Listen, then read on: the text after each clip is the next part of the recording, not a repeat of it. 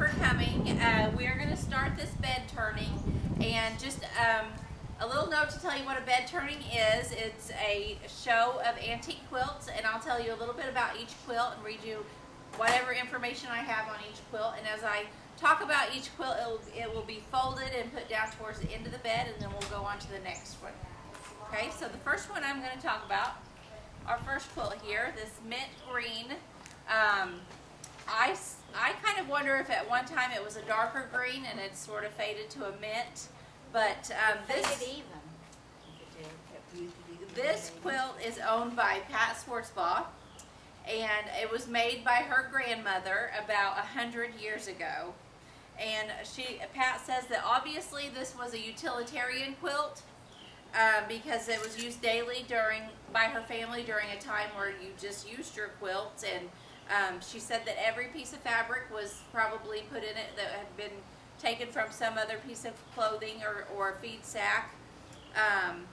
She said that it was well used for many years in her grandmother's family of 9 children, and then they passed it down to their children, and eventually it ended up with Pat. And she said that by the time it got to her, it was really showing its age, but she's still happy with it, and she says that she'll never get rid of it, and if the next owner wants to do some repairs, that would be up to them. So that's our first quilt.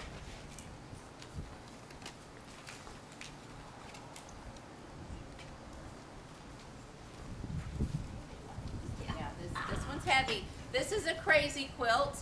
It has the date of 1908 embroidered onto it, and it is owned by Judy Shell of Johnsonville, and it was made by her great-grandmother Weiler, and that was her paternal grandma Carr's mother. And so Judy's dad was born in 1913, and this quilt has a date of 1908, and she's not really sure how long how long his parents were married before that, but she thinks that her great-grandmother made this before she was even married. And her grandma Carr grew up between Flora and Clay City on the property that is now owned by Miles and Leslie Warren.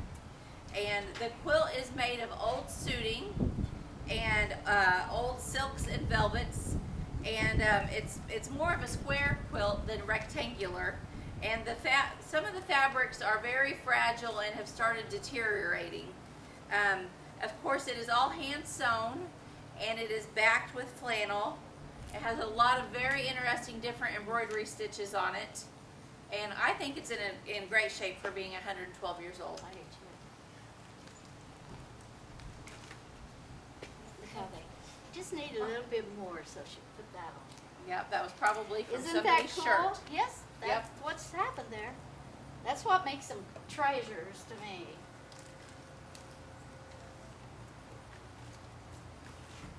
Okay, the next quilt is also owned by Judy Shell, and she made it herself in 1962. She was pregnant with her oldest son at the time, and it was the first quilt that she ever made. She lived in Rockford at the time, but she did not get it quilted right away, and instead she waited 12 years, and it was hand quilted by Royce Etchison's mother, whose name was Eula Molt. And so some of you from Clay County and Wayne County may recognize those names. But by the time that she had it quilted, Judy and her family had moved back into this area, and they lived in Johnsonville.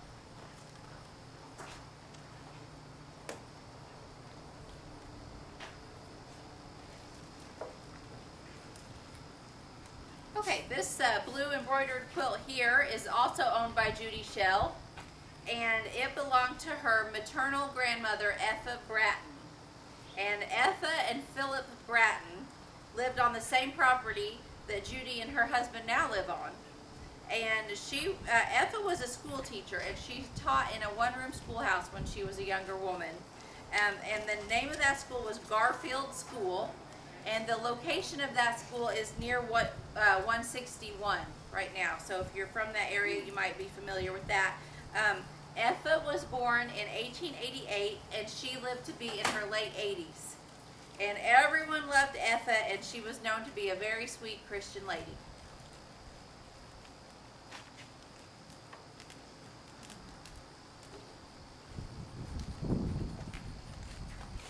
Million pieces in this one. Okay, this is a double wedding ring quilt. Very traditional colors for the time, probably from the 30s. This quilt is also owned by Judy Shell, and it belonged also to her grandmother Bratton, Effa, who I just spoke about. Effa's husband had drowned in the Wabash River when Judy's mother was 4 years old, and Effa never remarried. She pieced and quilted this quilt while she fought tuberculosis. So she was a single mother with tuberculosis, and her daughter would be Judy's mother, and her name was Nina. And Nina remembers coming home from school each day on her lunchtime from school, which was just right across the street, and preparing lunch and getting everything ready for her mother while she was so sick.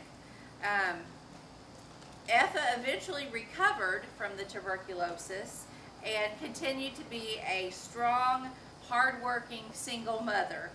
And she had been a school teacher at first in the one-room schoolhouse, but after her husband's death, she supported her family by being a milliner. She opened a hat shop and made hats, and then after that, she became postmaster in Johnsonville and did that for 38 years until she retired.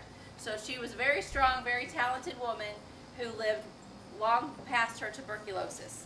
So, good for her.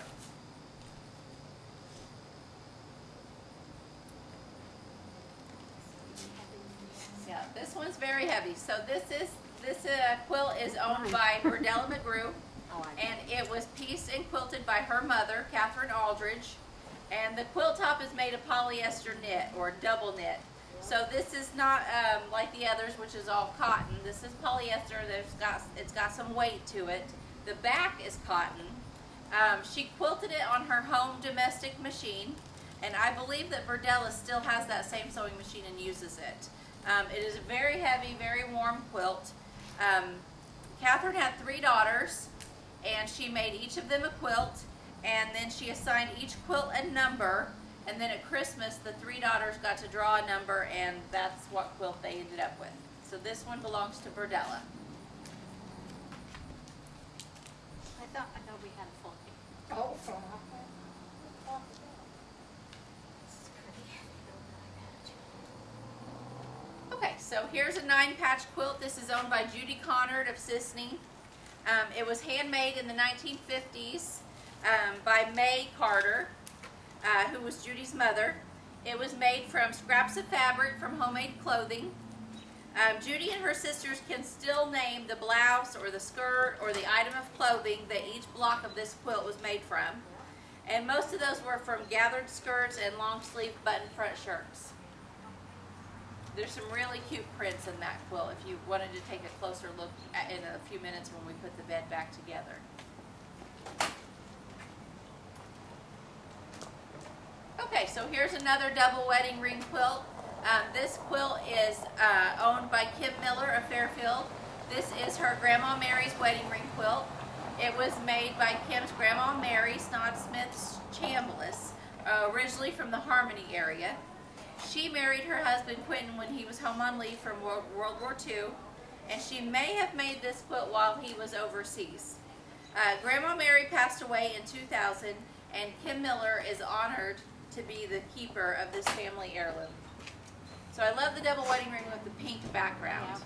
So pretty. The colors stay good.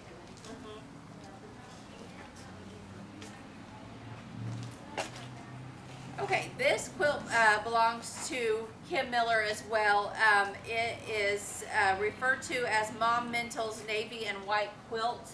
As a child, Helen Edwards Miller remembers traveling from Benton, Illinois to visit her grandparents, Mom and Pop Mental, in Grinnell, Iowa each summer.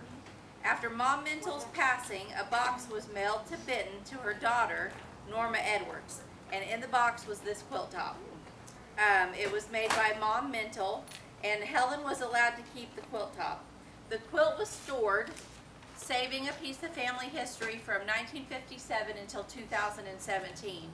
And at that time, it was cleaned, repaired, and hand quilted by Helen's daughter-in-law, Kimberly Miller. The quilt was returned to Helen on Christmas. A very nice label on the back.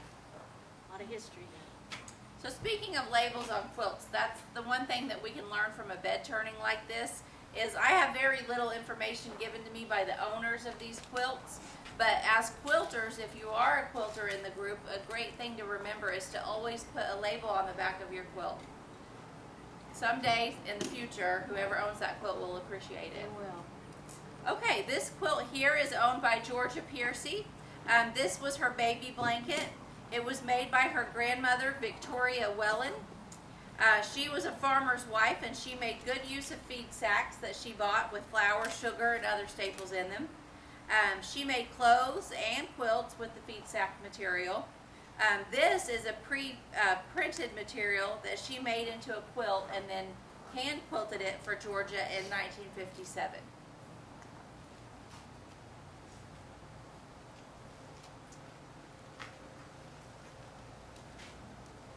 When I see these kind of quilts, I always think of church. Yeah? Because Okay. a lot of the quilters. Yeah, so this quilt is owned by Carolyn Scott, and it is just a quilt top. It has not been quilted. This is what's considered a friendship quilt, and a lot of times, you know, really popular in the 20s and 30s, even the 40s, churches would get together and each person would sign a block and then they would embroider over that. Other groups did it as well. Sometimes families did it.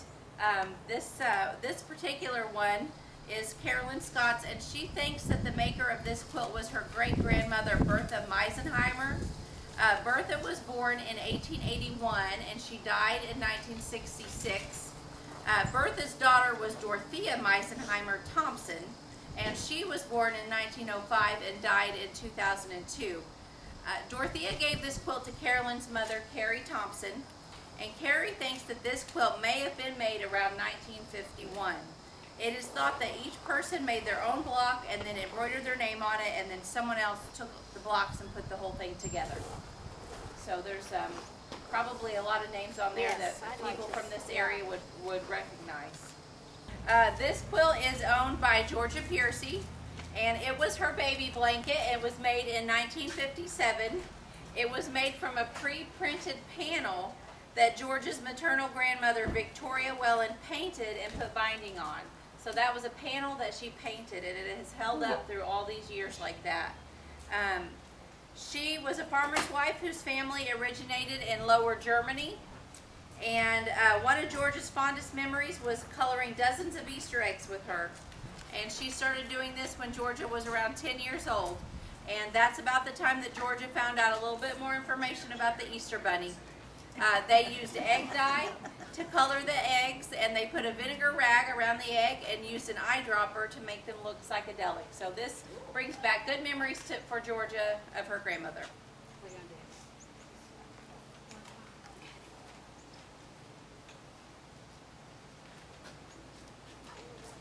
These.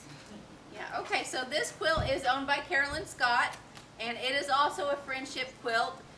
It was made by her mother, Carrie Thompson. She made it around 1970, and Carrie wrote a familiar name in each block, sewed it together, and had her sister Hazel Rickey from Arkansas hand quilt it. An interesting note about this one is that the center of each block was a last name, and the names around the last name were the first names of the people in that family. So it has lots of different families on it, which is a really cool idea for future quilts. Carolyn's group. Yep. There's still some here, there's still some, there's known names. Like Yes, that. yes, there is some. Okay, this quilt here is owned by Judy Connard. It was her grandmother's quilt. Judy purchased it at the auction, and she really doesn't know any dates or history pertaining to it. Earlier we discussed the name of the pattern, and I believe it might be called Baptist Fan. I'm not entirely sure on that, what the pattern name is, but it's very pretty. It's definitely a fan. So, what's your thing say? Probably just what you read. Yeah. Must We have been voted. Baptist that did it. Okay, this quilt here is owned by Malia Cooper. It was purchased by her at a flea market when she was 12 years old. She enjoyed bargaining with the flea market booth owner, and she talked them down to $10 for this quilt top. It was simply a piece top, and Malia was able to long arm quilt it herself on her mother's machine. I'm her mother, so on my machine. And she turned it into a very cute vintage quilt that she uses on her bed. It's estimated to have been pieced in the 1920s.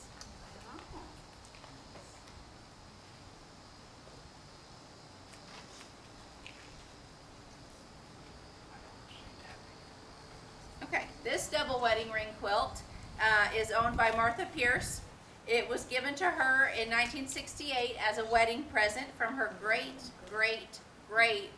aunt, Hattie Lewis Kazad Button. She was born in Iowa on June the 9th, 1883, the daughter of Francis and Arilla Wickersham Lewis, and she died in 1970, one day before her 87th birthday in Flora. Hattie's family lived south of Flora on what is now Willow Road. She had 5 brothers, and this was the only daughter. So she learned to quilt, and her mother made many quilts. Martha believes that this was made after World War I and in the 1920s to 1930s. It is made from cotton dress, fabric scraps in many different colors. It is set together with gold, green, and lavender. It has lavender backing and binding with cotton batting inside. It is hand pieced, and instead of a scalloped edge, which you see on a lot of double wedding ring quilts, this one has a straight edge with lavender binding.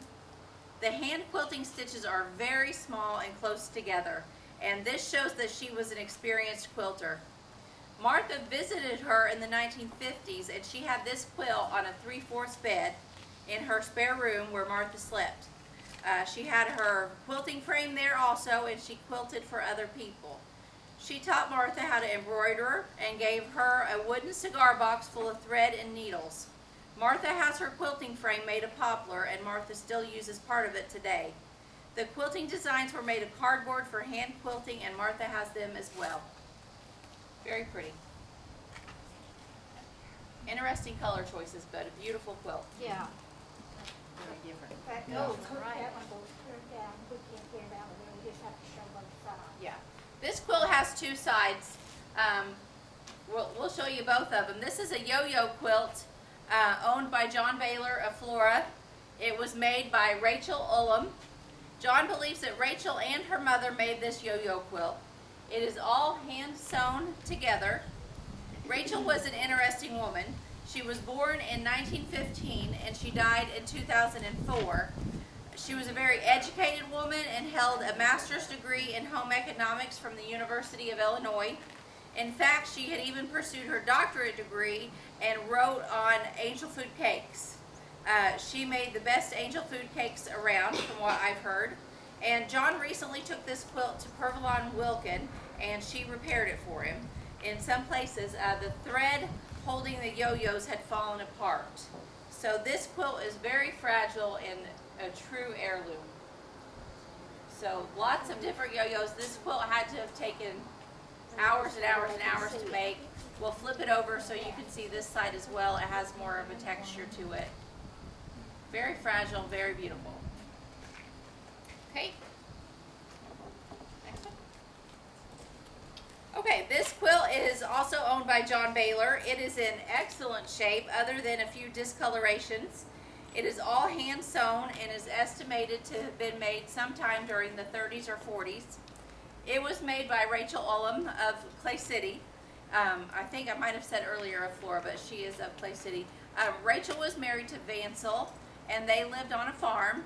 And she had told John that this quilt took her and her mother all winter to make. It is all hand sewn, and Rachel was very proud of this quilt, and John believes that it was her favorite. Rachel was very happy living on a simple life on the farm. She and her husband never had any children, and this is just a very beautiful quilt made by an interesting woman who was incredibly talented at sewing and at baking. The quilting's very detailed. Yeah, the quilting on it's beautiful. If you If had you- kids, there'd been messes on it. Wouldn't have been that white. After the showing, you're welcome to come up and get a closer look at any of them if you'd like. We just ask you not to touch. Okay. This quilt is owned by Debbie DeVore of Flora. It is a friendship quilt made by the Bowman Club of Centralia, Illinois. The Bowman Club was an early quilt guild. This quilt was probably made in the late 1930s. One of the names is of Debbie's grandmother, Molly Felton. There are also names of some of her aunts as well. Debbie did not know that this quilt even existed until about 2 years ago, and she was visiting with one of her cousins, and his wife brought it out of a bedroom and showed it to her. And Debbie and her daughter Beth, who I'm reading, so Debbie and I, were both very excited about the quilt. The cousin's wife, her name is Sandy, she decided to gift the quilt to my mother, and it's a true heirloom to our family, and we treasure it.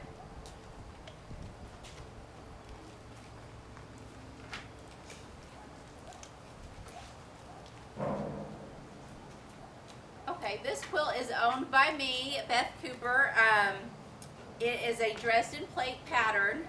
I found this as a quilt top only at a resale shop and paid $20 for it.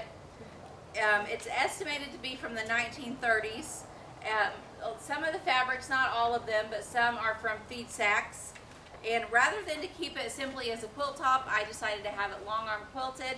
And I thought that maybe whoever made that would be happy to know that a family is using it instead of it being folded up in some resale shop corner. So it's a wonderfully warm and pretty quilt, and it brightens up any room that it's in. And that wraps up the bed turning. So thank you guys.